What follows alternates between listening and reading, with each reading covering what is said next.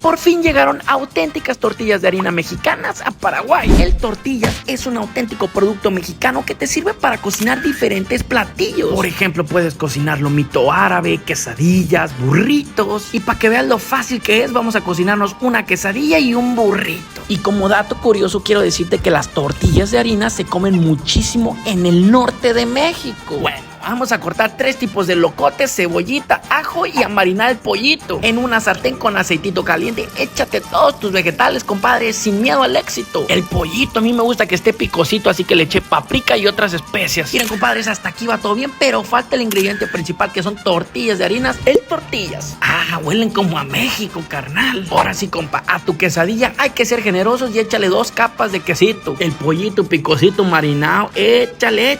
Y por último, los vegetales cocidos y queda una preciosura, carnal. Vato, lo mejor de todo es que estas tortillas ya las puedes encontrar